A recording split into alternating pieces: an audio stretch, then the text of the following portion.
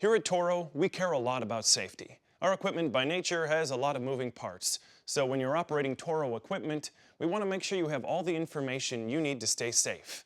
That's why we publish these operators' manuals with lots of great information. Before you ever start up any Toro equipment, we want you to read and understand everything in the manual. Seriously.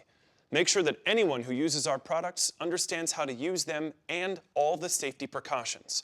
Okay, let's dive into what you need to know when operating a Toro 2-stage snowblower.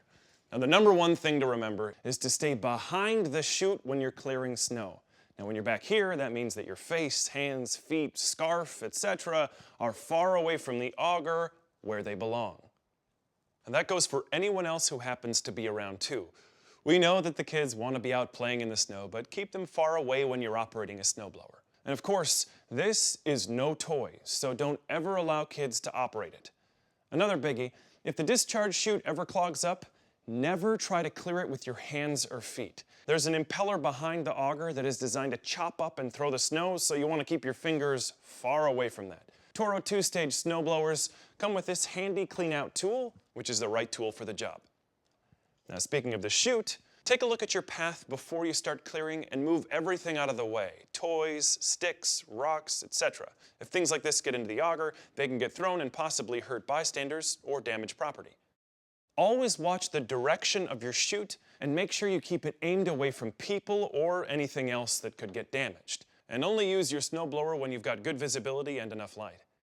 If you've got a snowblower with electric start, make sure you use the right type of extension cords and outlets that are rated for your machine. That's also listed in the manuals, so check that out.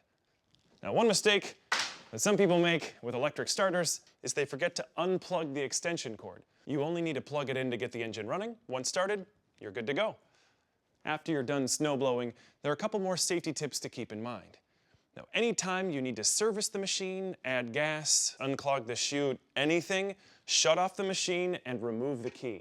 And be careful not to touch the engine or muffler right away because they might still be hot.